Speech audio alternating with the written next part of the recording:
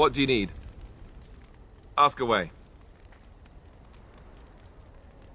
Oh, did I say that? I meant that dogs raised me. Giant slobbering dogs from the Anderfells. A whole pack of them, in fact.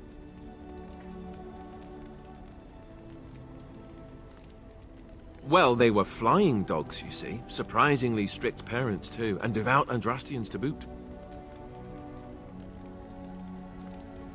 Oh, there you go, listening to me again. You'd think you'd have gotten past that already. I ended up in the Chantry, sure, but I didn't start there. Let's see, how do I explain this? I'm a bastard. And before you make any smart comments, I mean the fatherless kind. My mother was a serving girl in Redcliffe Castle who died when I was very young. Eamon wasn't my father, but he took me in anyhow and put a roof over my head. He was good to me, and he didn't have to be. I respect the man, and I don't blame him anymore for sending me off to the Chantry once I was old enough. I know who I was told was my father. He died even before my mother did, anyhow. It isn't important. Eamon eventually married a young woman from Orlais, which caused all sorts of problems between him and the king because it was so soon after the war. But he loved her. Anyhow, the new Arlessa resented the rumors which pegged me as his bastard.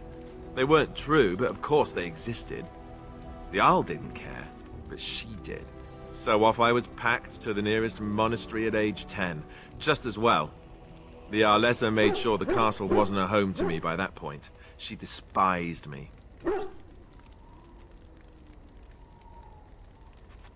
Maybe. She felt threatened by my presence, I can see that now. I can't say I blame her. She wondered if the rumors were true herself, I bet. I remember I had an amulet with Andraste's holy symbol on it. The only thing I had of my mother's. I was so furious at being sent away, I tore it off and threw it at the wall and it shattered. Stupid, stupid thing to do. The Arl came by the monastery a few times to see how I was, but I was stubborn. I hated it there, and blamed him for everything.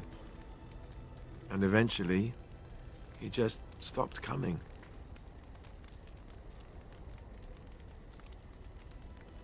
And raised my dogs. Or I may as well have been, the way I acted. But maybe all young bastards act like that. I don't know. All I know is that the Arl is a good man, and well loved by the people. He also was King Caelan's uncle, so he has a personal motivation to see Loghain pay for what he did. Anyway, that's really all there is to the story.